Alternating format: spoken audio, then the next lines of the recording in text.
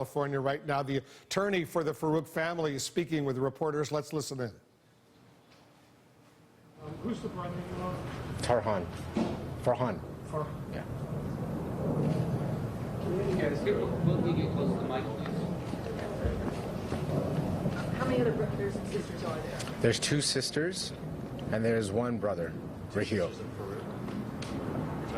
Yeah, Saeed, yes. Is it Saeed or Syed? Saeed Farook, yeah.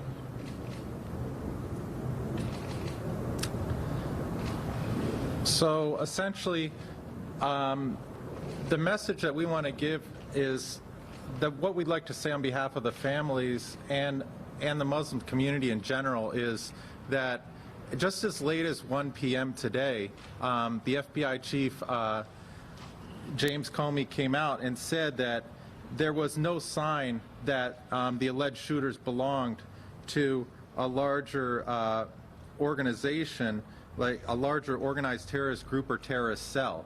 So I mean, they're trying to, or they have come up with some things where they're trying to say that they were inspired by some groups, but there hasn't been any clear smoking gun evidence that they were part of any particular cell or any group. They're pointing to things that they saw on Facebook under different account names. In the case of Tashin Malik, she supposedly had a Facebook account set up under a different name that they say visited some group that may have been had ties to, to more, And as more information keeps coming out, we're going to be able to identify which facts are accurate and which facts are not. And that is the whole point of us meeting with the FBI. We've been in open communication with the agents of the FBI. We've been at their offices in Riverside. We were there for about 4 hours yesterday, and we'll be finishing up on Monday, hopefully, with some of the other family members. As more facts come out about the types of relationships that each individual family member had, we're going to be relating that to you guys as well. Yeah. Well, what can you say right now? What do you know about what inspired them? What we can say from our 4-hour interview, or the investigation that took place with the FBI yesterday, is that none of the family members had any idea that this was going to take place. They were totally shocked. That is, Raheen, Syra, and Iba, that is the brothers and sisters of the alleged shooter, had no idea, to the point where when they got word that there was an incident that had taken place, they were worried about the health and safety of Saeed and Tashfeen because they had it was just, there's never been any evidence that either of the 2 alleged shooters were aggressive, had extremist views. They were totally shocked that this could take place, as shocked as anybody else was. And the family members knew Tashin as a sister-in-law.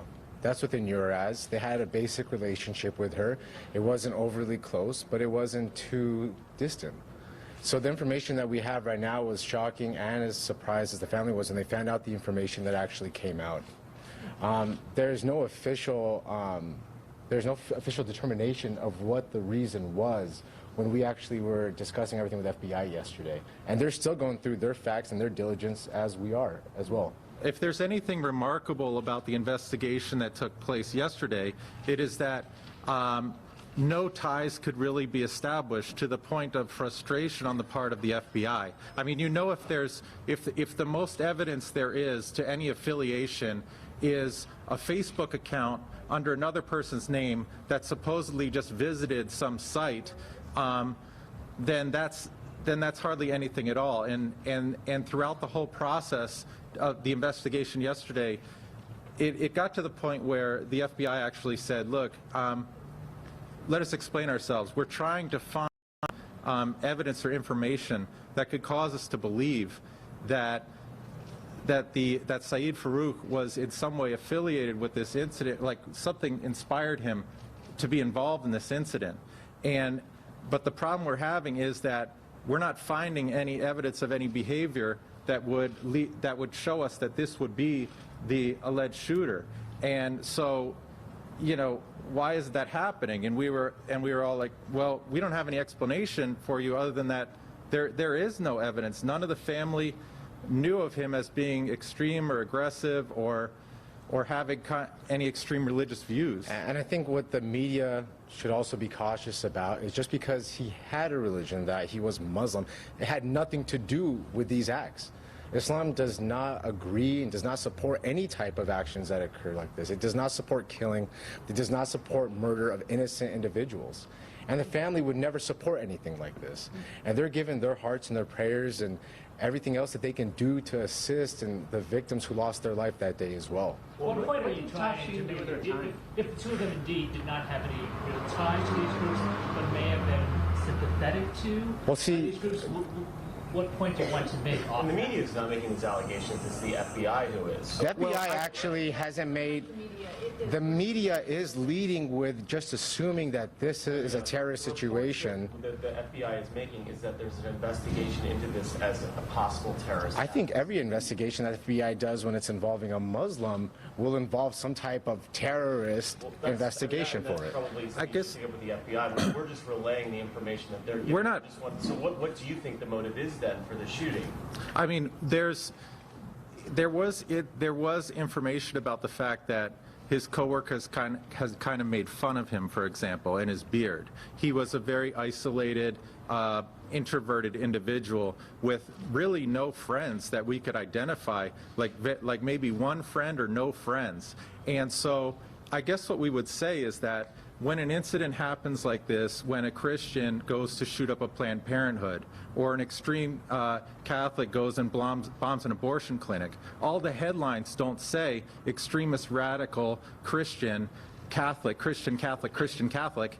Just like right now, every headline is saying Muslim and attaching Muslim to it. I just think there's a tendency to take a cookie cutter version or paradigm of a terrorist type event and superimpose it on a situation just because that person is of Muslim belief or Muslim tradition. And I don't think we should jump to too many conclusions, in particular because we need to protect the Muslim community. And right now we're seeing a lot of infringements upon rights that are important to all of us. By this I mean we're talking about political candidates that could very likely be our next president who are saying things like we should register all Muslims and that mosques should be investigated and looked into, or that the families of terrorists should be killed without due process, or the latest thing that was said was that it was known that it was a terrorist act that was committed simply because the person had an Islamic last name. And I think any of us sitting here could say, look, if somebody said that they knew a heinous criminal act had been committed due to religion just because it was a person of a certain last name, and let's say it was alleged to be committed on behalf of Christians and you had a Christian last name, or was alleged to be committed on behalf of Jews and you had a Jewish last name, and your faith was constantly being attacked. I mean, I have so many Muslim friends and so many people that I work with that are Muslim, and every Muslim community around the world has been in a state of remorse and condemnation of these acts. No one supports it, just as I think no Christian or Catholic would say, oh yeah, that's a good Catholic that bombed that abortion clinic or shot up that Planned Parenthood. But it's not even, we can't even use that example because as of yet, like the FBI chief James Comey said, there has been no evidence that they've found yet, this is his words in the LA Times, as of 1 p.m. today, that they are linked to a larger organized terrorist group or terrorist cell. All there is, and this is much the frustration I think of the FBI and everyone, because we all want an answer. We all are angry. We're all frustrated. We're all sad. We want justice. But unfortunately, some things in life aren't as clear cut as that. And all there is thus far is some nebulous thing that somebody looked at something on Facebook. I mean, any one of us may have looked at something on Facebook. It doesn't mean we believe in it. I've checked out a Britney Spears post, and I hate Britney Spears music. It doesn't mean that you condone whatever you look at or read, or you fully believe and you're acting on behalf of whatever you look at or read. So we just have to be protective of religious freedom in our country, of our Fourth Amendment rights. You know, just recently the landlords let journalists into the apartment of Saeed The Farook. townhouse. And there's media outlets going through there taking pictures of people who were not either one of the suspects. They're invading their personal space. They're sending some inappropriate pictures as well. And I think this is the whole point of the FBI's investigation, is to determine what level and what actually caused this. As David said, LA Times has reported what James Como has said, and we're just waiting to get more information as well. I mean, If there were favorable attitudes expressed toward ISIS, what should people make of that? What do you mean by favorable attitudes? Well, the V supposedly expressed sympathy towards ISIS. What should people make of that? what evidence is there of that, I would ask? What are you pointing to? In what ways did they express sympathy? His exact quote is, "The investigation so far has developed indications of radicalizations by the killers and potential inspiration by foreign terrorist organizations." He did say that there's no indication that he's part of a local cell or a bigger cell, but these are his words. He's trying to say it was inspired by, but what I've read so far, I mean, we're all learning because the investigation's ongoing. We're the attorneys for the family, not the investigators. So